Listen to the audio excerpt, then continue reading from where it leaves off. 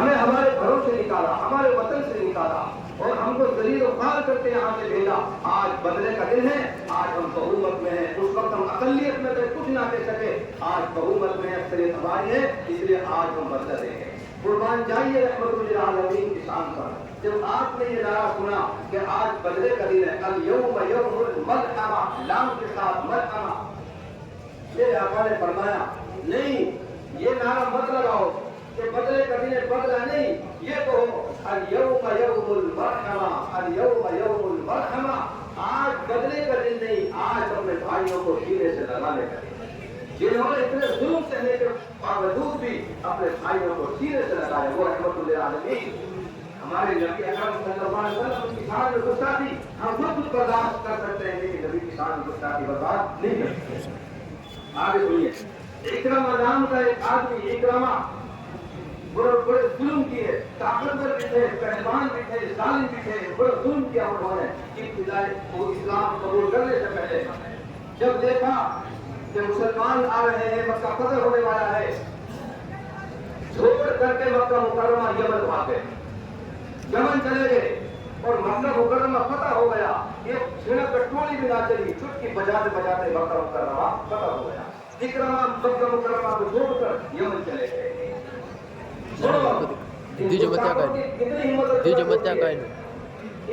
اکرمہ کو لینے کے لیے اس کی بیوی گئی۔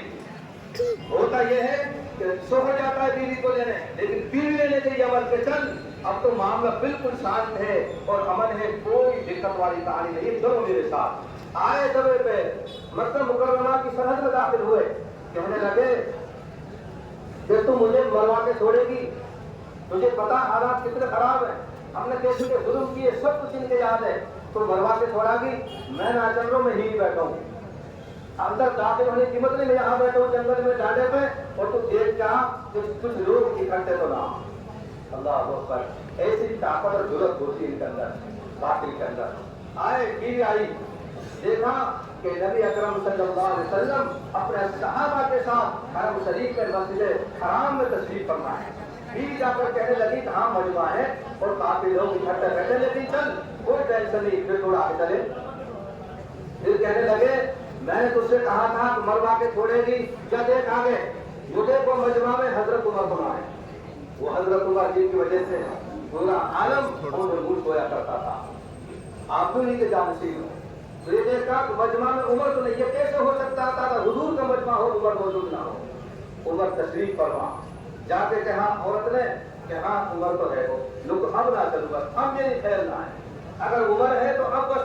بس میرے طرف مسافہ کر لے، آج تک کی عمر چھوڑا گا میں نے بڑے ظلم ڈھائے عمر کے اوپر جب وہ اقلیت میں تھے۔ اللہ اکبر،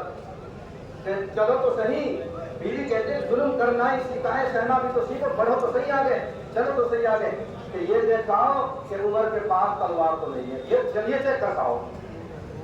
یہ بھی کیسے ہو سکتا تھا حضرت عمر ہو اور تلوار ہاتھ میں نہ ہو، یہ بھی کیسے ہو سکتا تھا؟ جب بیوی نے کہا ہاں تیار بیٹھو، چل تو صحیح، کوئی دقت نہ ہے، پھر آگے چلے، سب پہ بس سمجھ کر کے کہ آخری موقع ہے میرا اور زندگی کا، آگے بڑھے، بڑھتے بڑھتے حضرت عمر رضی اللہ تعالیٰ عنہ کی نظر میں آئے اور انہوں نے تلوار پھینکنا شروع کی۔ اللہ کے نبی علیہ السلام والسلام، نبی رحمت نے فرمایا عمر کیا معاملہ ہے؟ اللہ کے نبی وہ آگے دشمن، اللہ کے نبی نے فرمایا عمر شانت بیٹھ جاؤ، خاموش بیٹھ جاؤ، ہم بدلہ نہیں، ہم اکرمہ کو سینے سے لگائیں گے۔ اکرمہ قریب آتے ہیں اور رحمت عالم صلی اللہ علیہ وسلم کی گود میں بیٹھ کر کے سب سے پہلے کلمہ شہادت پڑھ کر مسلمان ہو جاتے ہیں۔ میرے عزیز و بھائیو، یہ ہمارے نبی اکرم صلی اللہ علیہ وسلم کی تاریخ ہے، رحمت للعالمین بنا کر آپ کو بھیجا گیا، اور یہ نالائق قسم کے لوگ جو ہمارے دیش کے امن کو، شانتی کو، بھائی چارے کو بھنگ کرنا چاہتے ہیں، سستی شہرت پانے کے لیے بکواس کرتے رہتے ہیں، آئے دن بکواس کرتے رہتے ہیں۔ ہماری مسجدوں پہ حملہ ہوتا ہے، ہم خاموش، ہم لنچنگ میں مارے جاتے ہیں، ہم خاموش، ہمارے مدرسوں کو نشانہ بنایا جاتا ہے، ہم خاموش۔ لیکن یاد رکھیں کہ اگر ہمارے نبی کی شان میں گستاخی کی گئی، ہم کسی حال میں خاموش نہیں رہ سکتے، کسی حال میں برداشت نہیں کر سکتے۔ اس لیے میں نے پہلے بتا رہا ہوں، ہمارا ایک پروٹیسٹ پرامن احتجاج نہ کسی پارٹی کے خلاف، نہ کسی گورنمنٹ اور حکومت کے خلاف، ان گستاخان رسول کے خلاف ہے جو آئے دن آ کے منہ پھٹ بات کرتے ہیں، ہمارے نبی کی شان میں گستاخی کرتے ہیں، ان کے خلاف ہمارا یہ پیسفل آج پروٹیسٹ ہے، آج یہ پرامن ہمارا احتجاج اور مظاہرہ ہے۔ ہم بہت شانتی کے ساتھ، جیسا کہ ہمارے ایڈوکیٹ صاحب نے بتایا، اپنی سائڈ سے جائیں گے، ہم کو روڈ جام نہیں کرنا،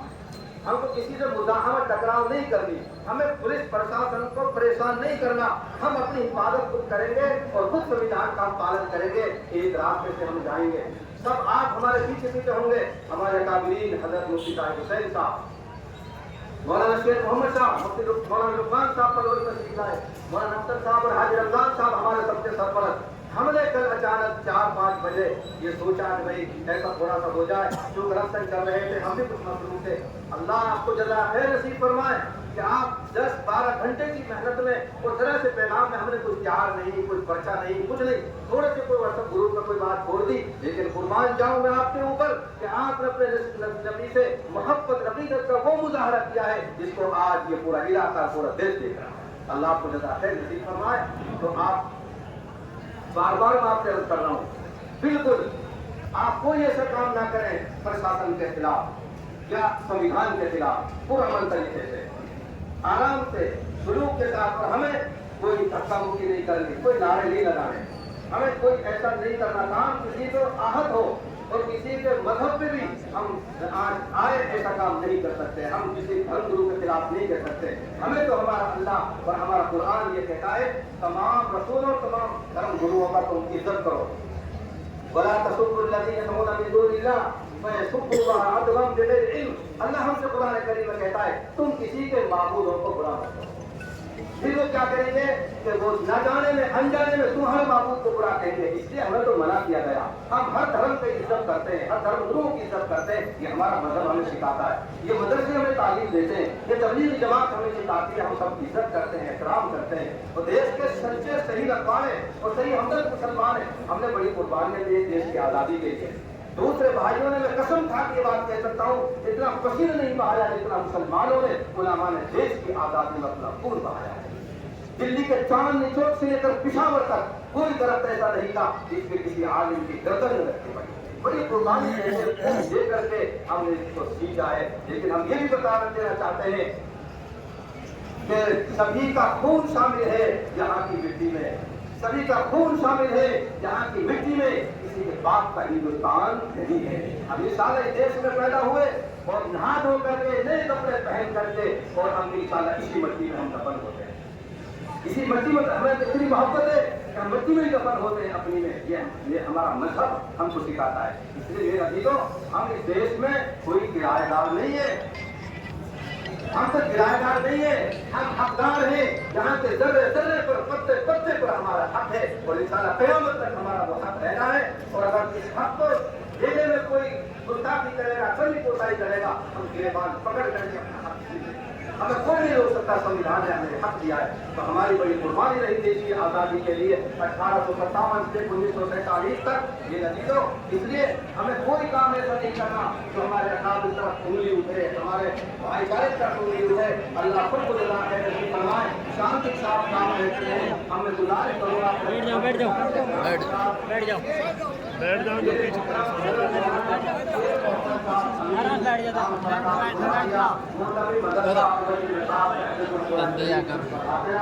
گزارش ہے حضرت سے ہماری پر تشریف لائے اور اپنے خیالات کا ایک منٹ